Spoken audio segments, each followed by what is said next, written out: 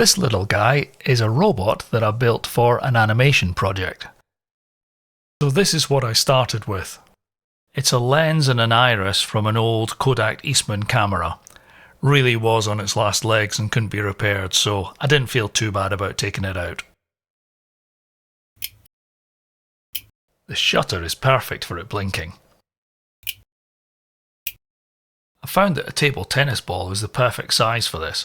I'm going to 3D print this, but this gives me an idea to start from. So I've loaded up Tinkercad and come up with some basic ideas. An outside housing, a ring that will control the blinking mechanism, and then to control the iris, this LED holder. Okay, all the parts are printed, and look at this rookie mistake. How is that going to fit in? Yeah, I just threw this together without thinking about how it would actually assemble.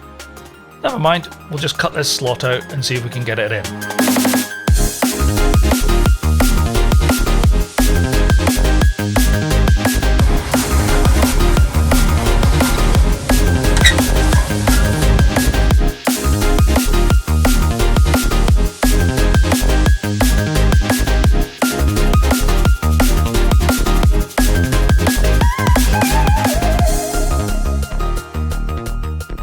Yeah, okay, that's what I'm meant to do.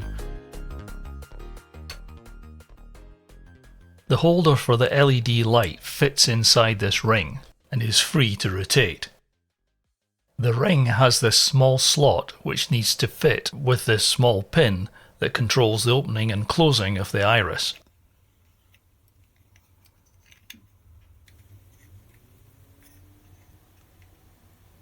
This single LED will give me a range of colours. It has a red, a green and a blue and one negative pin. I've fitted a resistor on each line which will reduce the current going through each LED.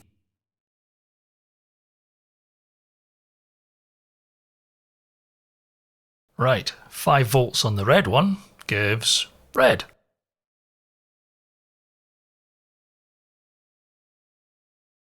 And no surprise, that's blue, and then the green. I can actually combine the wires, so the red and the blue, oh that's pretty cool. That's a nice purple colour. The green and the blue wires can go together, and now let's see what that looks like through the lens.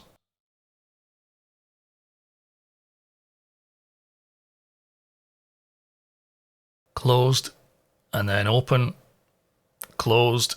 Yeah, that's working quite nice. Then let's try the blink.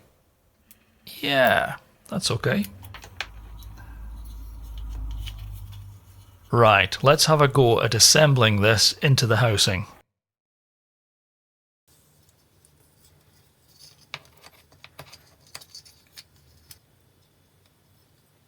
The edge of the housing should locate and operate the shutter mechanism, and the end of the LED holder will move the iris. Okay, let's make some lenses and O-rings.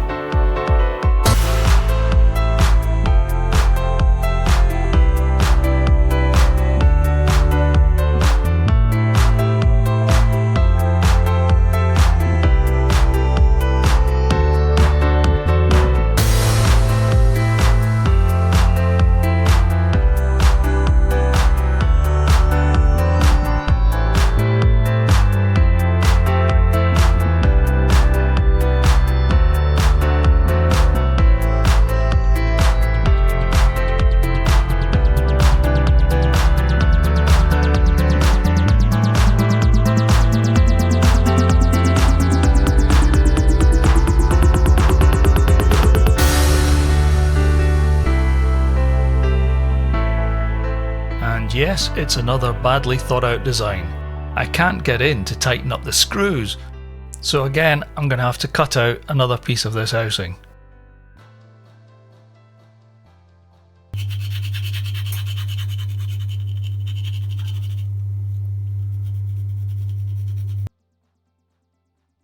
And there's also this bit for the third screw, so I'll just make a slot in here. Yes, I probably could have anticipated this, but it's a one-off, and sometimes it's easier to just modify things as they happen.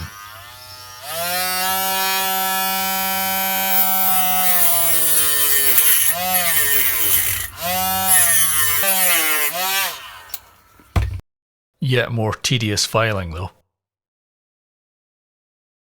Right, let's try this assembly again.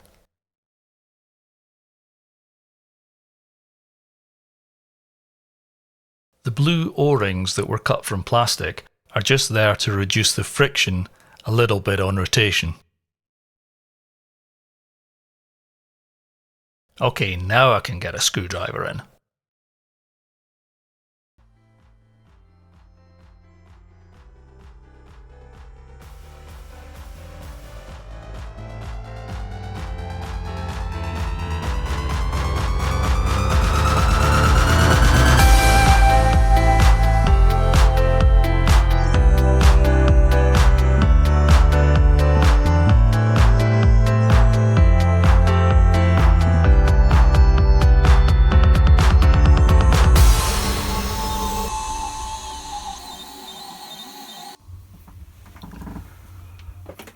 So we're beginning to get somewhere now.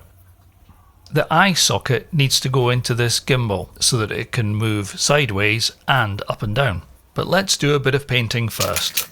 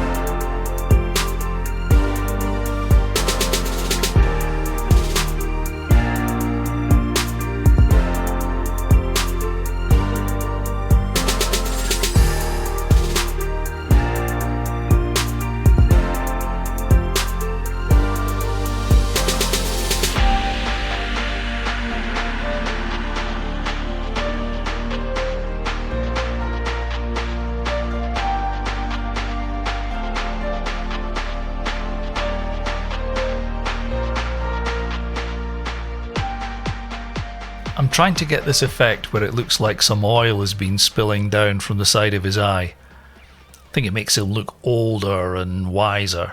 You know, the sort of thing that happens when you've got oil leaking from your eye. Anyway, that should do. So let's put this together again.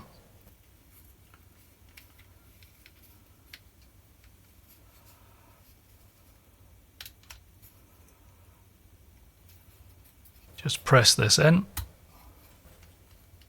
and that moves quite nicely. And then the other side should fit into this outer housing.